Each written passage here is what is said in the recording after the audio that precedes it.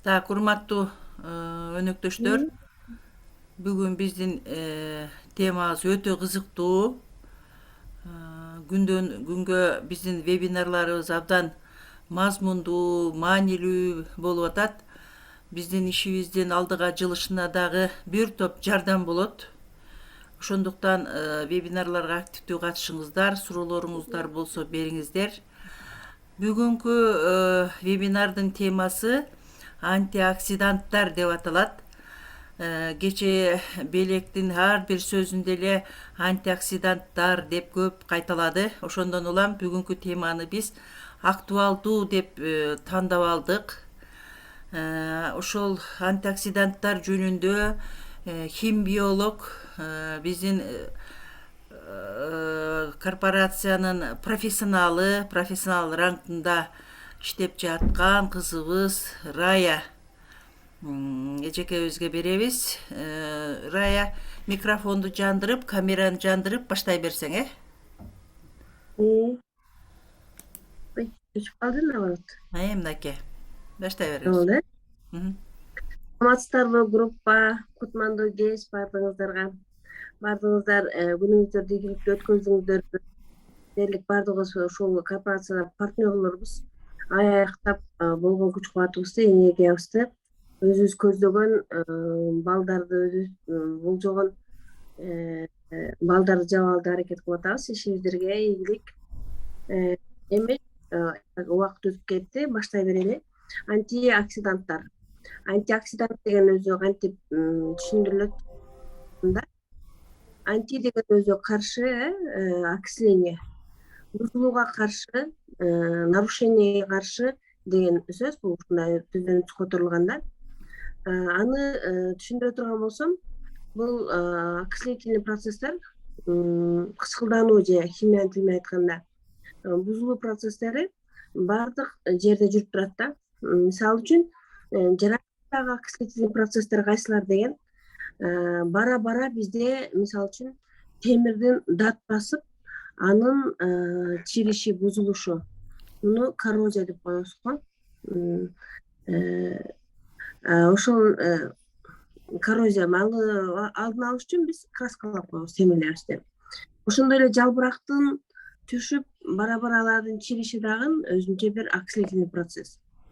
Ал эми ошондой эле биз отунду жагып күйгүзөбүз, отундан энергияны алып өзүбүздүн кандай бир максаттарга колдонобуз дагы, отундун күлгө айланып чоң болуп кетиши дагы бул жаратылыштагы окислительный процесстер. Мына дал ушул сыяктуу эле кишинин организми дагы бул кычкылдануу процесстери жүрүп турат. Кычкылдануу процесстери кайсы учурда жүрөт дегенде, дээрлик кишинин организминде зат алмашуу процессинде эки процесс жүрөт. Биринчи кычкылдануу процесси жана калыбына келүү процесси. Кычкылдануу процесси мына ушул кычкылдануу процесстерине кайсы учурда адам окислительный процесстерге учурайт дегенде, сырттан болгон вредный факторлор деп коебуз го, зыяндуу факторлордун таасиринин астында бизде эркин радикалдар пайда болот да. Ал кайсы факторлор? Бул нурлануу, күн нурунун, мисалы эми жөнөкөй эле күн нурунун зыяндуу нурлары, телефон нурлары ашыкча, ушул гаджеттердин нурлары, ошондой эле ашыкча температура, стресс, ар кандай ооруларда адамда эркин радикалдар пайда болот да. Эркин радикалдар, бул эркин радикал деген эмне дегенде, бул бир электронун жоготкон кошулма. Бир электронун жоготкон кошулма бул өтө агрессивдүү болот дагы. Экинчи бир клетканын клетканын өзүнө кошулмасын тартып алат да, эркин жүрбөш үчүн. Мына ушул өзү эле бузулбаса, экинчи клетканы да бузуп кете берет да. Мына ушунда окислительный процесстер жүрүп, денеге чоочун болгон небир клеткалардын, жаңы денеге чоочун болгон клеткалардын өсүшү дагы байкалат. Мына ошондо жанагы даже акыры барып онкологиялык риск деп коебуз, мына ошол процесстерге чейин жетет да. Эми мына ушул оксидативный процесстер жүрбөш үчүн биз эмне кылышыбыз керек? Албетте биз туура жашоо образын кечиришибиз керек. Ал үчүн таза аба, стресстен алыс болуу, туура тамактануу, туура тамагыбызга туура кошуу, тамактарды өз убагында ичүү, органдар өзүңүздөр жакшы билесиздер, баардык эле сааттарда бирдей иштеп турбайт. Ар бир биздин органдарыбыз иштөө убактысы бар. Мына ошого жараша эртең мененки таңкы убактагы тамак кайсы учурдан кайсы учурга ичилиш керек, обед, ужин кайсы учурда токтотулуш керек деген мына ошолорду да көзөмөлгө алып турушубуз шарт. Эми андан тышкары биздин сөзсүз ушундай организмде жүрүп аткан оксидативный процесстерге каршы антиоксиданттар болушу сөзсүз түрдө да. Антиоксиданттар болушу сөзсүз түрдө.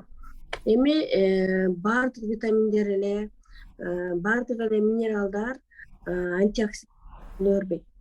Ошол жүрүп аткан оксидативный процесстерге башка айтканда бузулуу, нарушениеге каршы тура турган минералдар, каршы тура турган витаминдер, мына ошолорду антиоксиданттар дейбиз.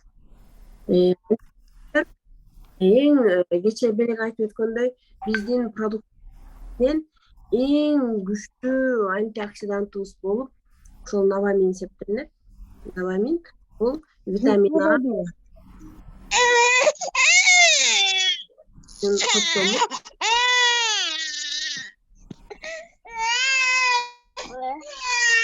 Мам, кетсин ары жака.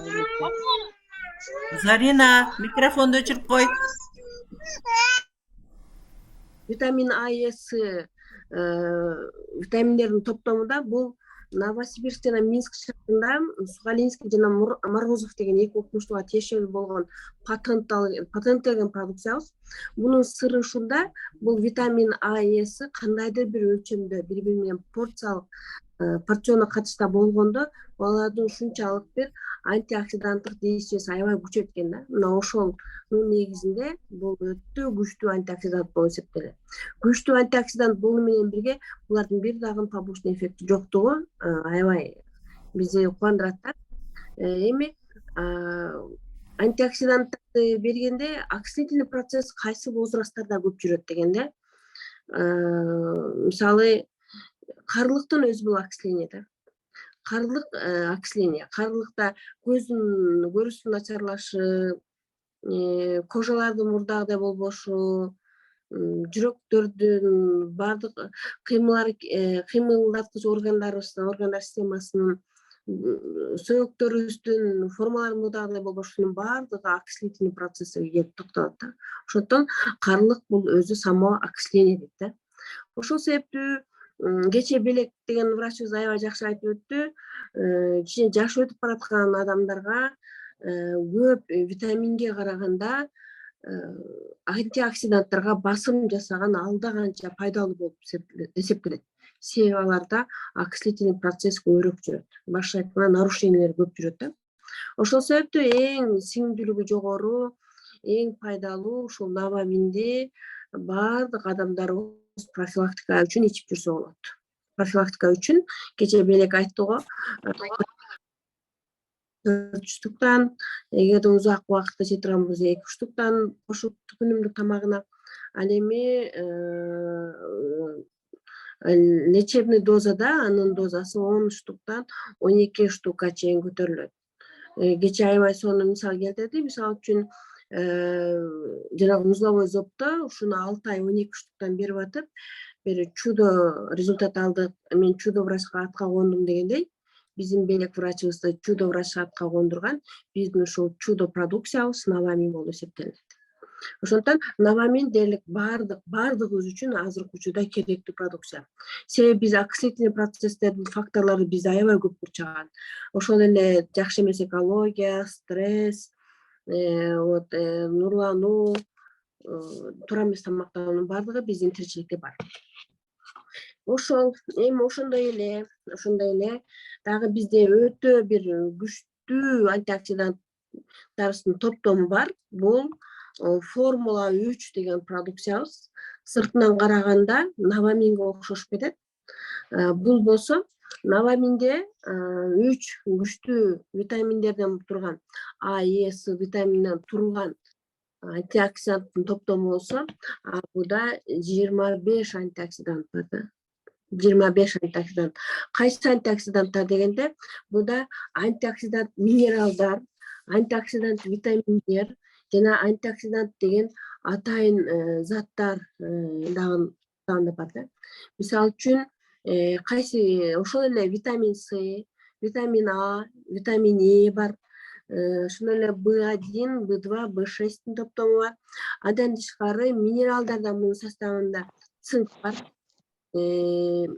жез бар, ошондой эле йод бар, марганец бар, селен, хром бар. Андан тышкары бета-каротин бар. Ашкызганыбыз үчүн ичек карын ЖКТ пайда болгон бета-каротин, дигидровертистин бар. Дигидровертистин дагы бизге белгилүү болду. Бул жанагы жүзгө чыккан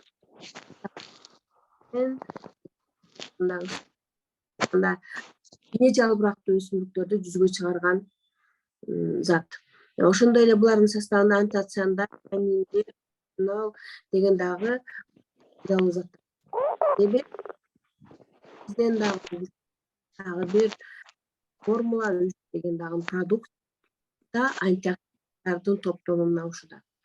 Албетте эми бул жерде экөөүн салыштырганда бул наваминде аябай А, Е, Сынын дозасы өтө жогору коюлган. Ал бул күнүмдүк нормада коюлган. Ошондуктан бул кимдерге берилет дегенде, бул жазылган күнүмдүк приемдо, күнүмдүк кабыл алууда аялдар үчүн 2 капсула, ал эми эркектерибиз үчүн 1 штук. Профилактика үчүн эркектерибиз жана аялдарыбыз үчүн берилет. Кайсы учурда булар дозасын көтөрүшү мүмкүн дегенде, коронавирус учурунда аябай жакшы результаттар болду. Аялдар бардыгы эле анда 4 штуктан ичилип атты да. Демек, коронавируста бардык органдарда, айрыкча өлөкөт оорусу бар жерде окислительный процесс жүрүп атты да. Мына ошон үчүн күчтүү антиоксидант катары биздин формула 3 деген продукциябыз жакшы жардамга келди. Так, дагы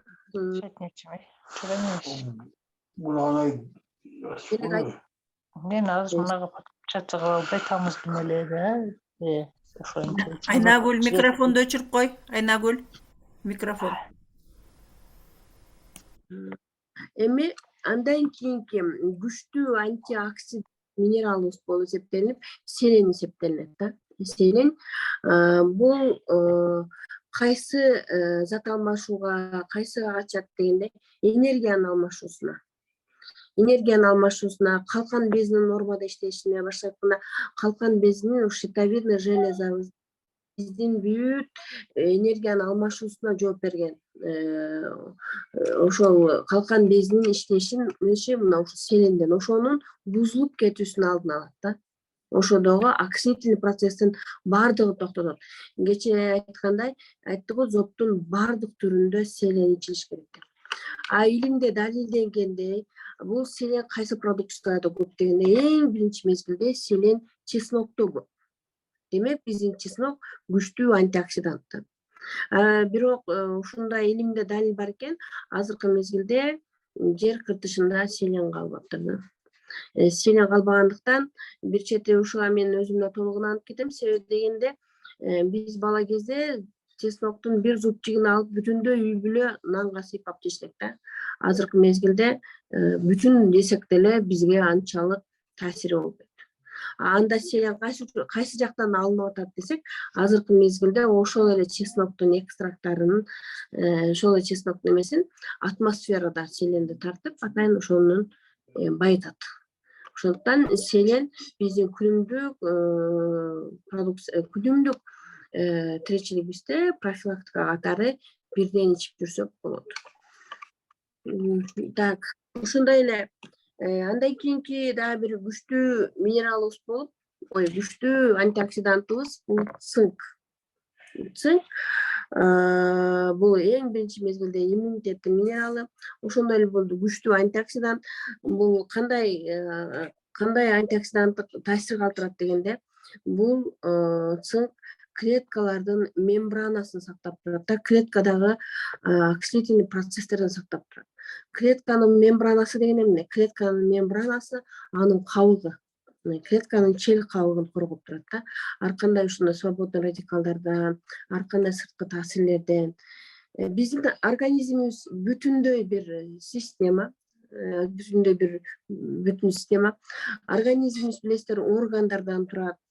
Органдар андан ары ткандардан турат, ткандар андан ары клеткалардан турат. Ошо клетканын ичинде биздин баардык процесс ошол жерде аткарылат да. Анын ичинде ядросу, анын ичинде митохондриялар, анын ичинде хромосомалар, мына ошолордун баары бүтүн кылып бир кармап турган клетканын мембранасы да. Мына ошол мембранага түздөн түз цинктин таасири бар. Ошондуктан цинк дагы биздин күчтүү антиоксиданттардын бирөөсү болуп эсептелинет. Ошондой эле дагы цинк бул иммунитеттин клеткалары. Иммунитеттин клеткаларын синтездешинде дагы цинктин өтө ролу чоң. Андан тышкары ошондой эле цинк дагы кайсы эмеде катышат? Бул эркектердин минералы болуп эсептелинет да. Эркектердеги азыркы мезгилде аябай мындайча айтканда белгилүү болуп бараткан простатиттин алдын алуучу. Простатиттин өзү окислитель болуп атпайбы, нарушение болуп простата бездерин. Мына ошол эркектердин тестостерон деген гормону цинк жетишсиз болсо, алар өз нормасында синтезделбейт. Эгерде тестостерон аз өз нормасында синтезделбесе, эркектерибиздин бел кубаты, күч кубаты болот. Уйкусуздук дагы келип чыгышы мүмкүн. Ал эле эмес, тестостерон аз синтезделген учурда эркектердин эркектик мүнөзү дагы кайтып калат да. Азыр көп көчөдө аябай ыңжык, көп киришчек, аябай жука эркектерди көрсөңөр, ушул кишиге цинк жетпей атыптыр, тестостерон синтезделбей атыптыр деп диагноз чыгарсаңар болот. Ошол эле сыяктуу бул цинк дагы жер кыртышында азайып бараткан минералдардын бирөөсү да. Дээрлик Менделеевдин мезгилдик системасындагы элементтердин 80% жер кыртышында турат. Ошол эле өлчөм адамдардын клеткасында да кездешет да. Ошолордун дээрлик 100% алсак, 80% азыр жер кыртышында азайып. Ошол себептүү азыркы мезгилде ар компаниялар өздөрүнүн ушундай антиоксиданттарын, өздөрүнүн минералдарын, баттарын сунуштуп атат.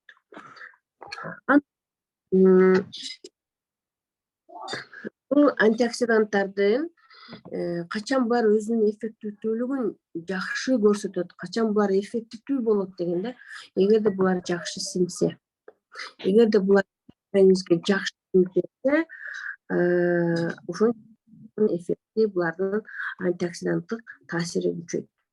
Ал үчүн булар кантип жакшы сиңет? Булар өзү эле келип организмде туруп калбастан, сөзсүз булардын составында булардын жандооштору жүрөт. Мисалы үчүн, цинк толук сиңбейт, составында мед болбосо, жез. Жездин өзү дагы бул күчтүү антиоксидант, микроэлементтерге кирет. Жез түздөн түз биздин жездин жетишсиздигинен чачтын агарышы эрте байкалат. Азыркы мезгилде көрүп атасыздар, жапжаш 5-6 класстын балдарында чачтын агарысы турат да. Ошондуктан ал деген ошол даже чачта жүрүп аткан окислительный процесстерди токтотуп турат. Биздин жез ушундай составында мед бардыгы менен бааланат, анын составында инулиндин бардыгы менен да. Инулин болгондуктан болсо пребиотиктер жанагы тамак ашыбызды аш кылып берүүчү пайдалуу бактерияларга, бифидобактериялардын азыгы, алардын иштешин активдештирет дагы. Цинк өзүнүн нормасында ичеги аркылуу канга түшөт. Демек, цинк дагы эми бир нерсеге кайрылышыбыз керек. Демек, клеткалардын мембранасын сактоодо, эркектердин минералы, иммунитеттин ошондой эле эң жакшы жагы бул цинк антиоксиданттардын таасири бул внутренний эме деп коет, антисептик. Биз антисептик деп коебузго, колубузга чачабыз спирт менен, спирттерди чачып алып атайын антисептик колдонгондой эле бул ичибиздеги антисептик. Ичибизге келип түшкөн бардык вирустар ушул сынктан коркот. Айрыкча герпес. Кимде жанагы учук көп чыгып аткан болсо, демек цинк аз. Ошондой эле ким тез грипп болуп аткан болсо, демек цинк аз. Ошондой эле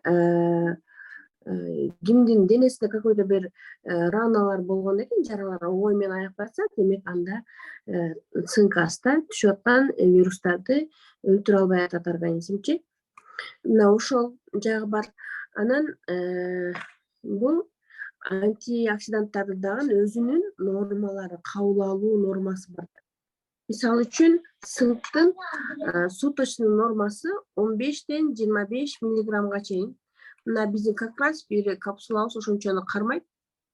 Бул деген профилактика үчүн бирөө ичүү жетиштүү. Эгерде сизде цинктин жетишсиздиги байкалбаса, тез грипп болбосоңуз, учук чыкпаса, эркектерде простатиттин белгилери жок болсо, анда ушул адамдар үчүн бир капсула жетиштүү. Эгерде ал цинктин жетишсиздигинин белгилери келип бар болсо, анда бул 2 дозасы көбөйтүлөт. Дозасы 50 миллиграммга чейин көбөйтүлүп, 3 айга чейин. Режими 3 айга чейин. Анан сөзсүз түрдө эми бардыгын билип алуу үчүн, бизге ушул минералдар керекпи билип алуу үчүн албетте атайын лабораториялардан биз өзүбүздүн кальцийибиздин, магнийибиздин, цинктин, D3-лердин анализин алып алган өтө жакшы. Бир жылда бир. Ошону билип алып билсе өтө максатка ылайык. Так бизде ачык эле цинктин жетишсиздигинин белгилери бар адамдар көп азыркы учурда. Мисалы, чачтардын түшүп баратканы, тырмактардын бузулуп атканы, мына ошол цинкка байланыштуу болгондуктан биз бир капсуладан 2 капсулага чейин беребиз. Так. Андан кийинки мен жакшы эле угулуп атамбы? Гүлжанжы? Ооба, жакшы. Андан кийинки бир антиоксидантыбыз йод болуп эсептелет. Йод, кече эле айттык, бул йод муну йоддун ар бир минералдарыбыздын жайгашкан жерлери бар да. Ар бир өзүнүн адресине барып жайгашат. Ошол жерде запас катары кармалат дагы. Мына ошол жерге жетсе, ошол минералыбыз өзүнүн кызматын жакшы аткарат. Мисалы үчүн йод. Йоддун запастары бул биздин калкан безибизде. Калкан безибизде, ошондой эле аялдардын көкүрөк бездеринде дагы булардын запасы болот. Йод биздин бүтүндө калкан безинин иштешин жөнгө салып турат. Ошол калкан безинин бузулушун алдын алып турат. Калкан безиндеги жүрүүчү окислительный процесстердин алдын алат да. Ошондуктан муну антиоксидант дейбиз да. Так, ошондой эле эмне себептен көбүнчө аялдардын көкүрөк безинде, мастопатиялардын көкүрөк бездериндеги ошол окислительный процесстердин болушу дагы ушул йоддун жетишсиздигинен.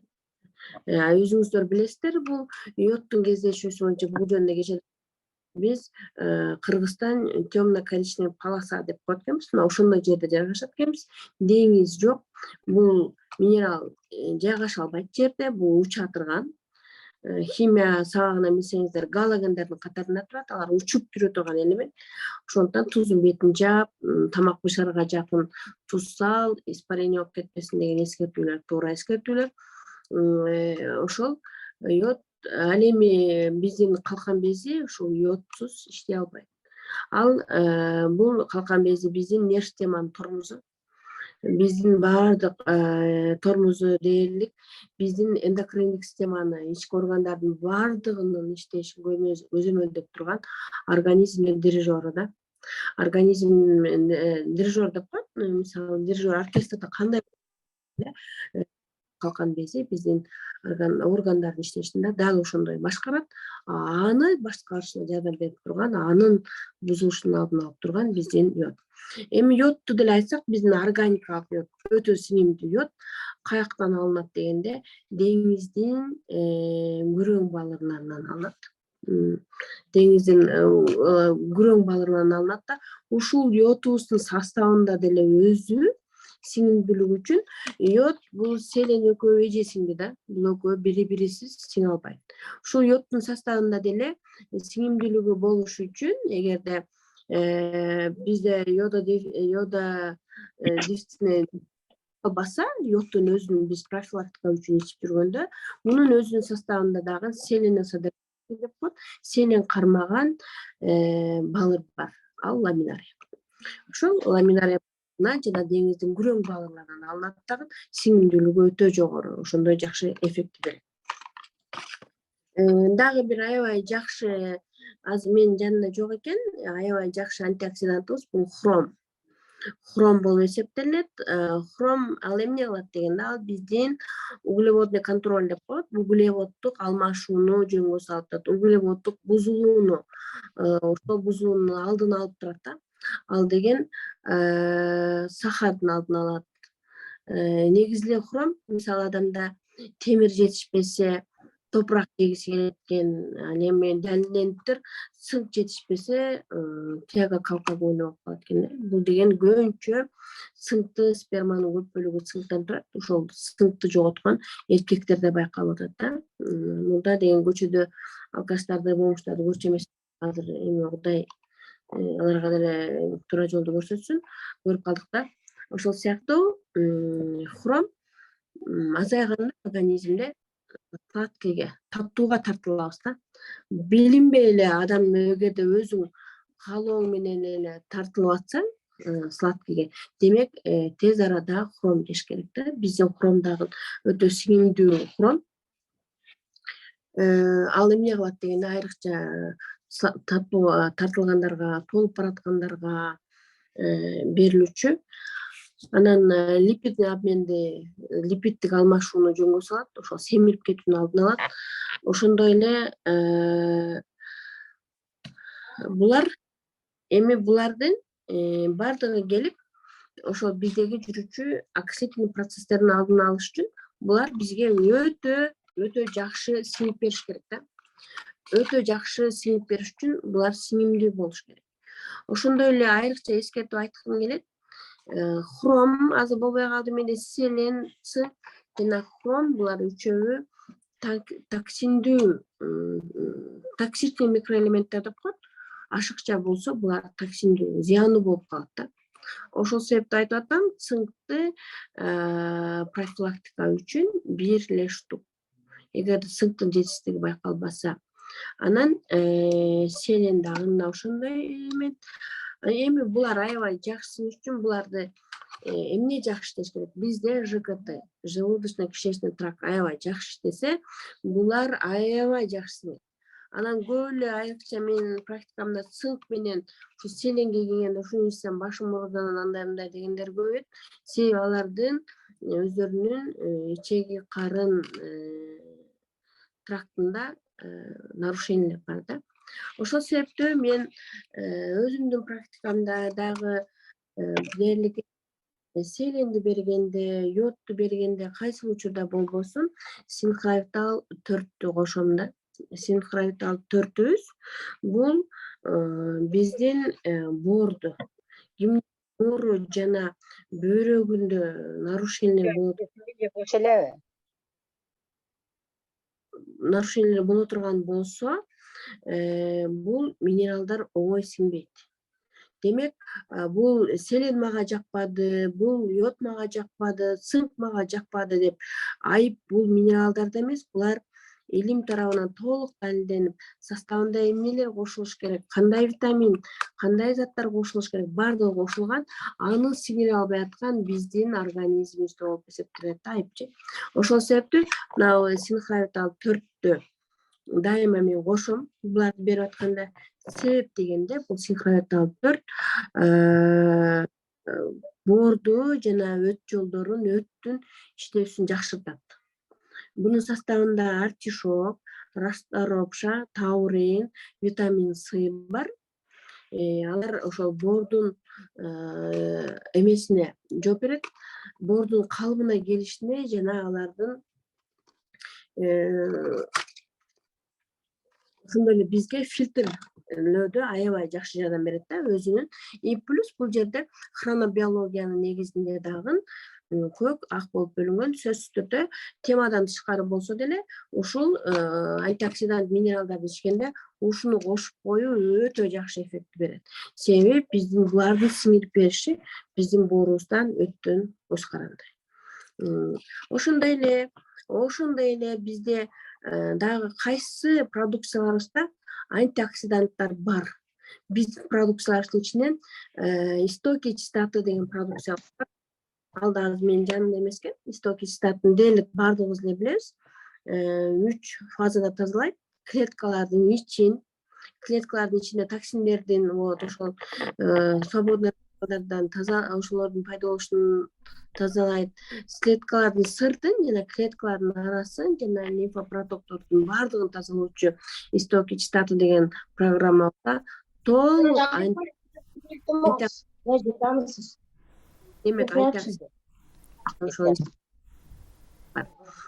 ошондой эле Азыр Рахима 1 мүнөттөн азыраак убакыт калды. Азыр санап эле өтсөк, анан экинчи частында анан дагы улантайлы. макул, эгерде адамдарга кызыктуу болсо. Улантабыз, кызыктуу.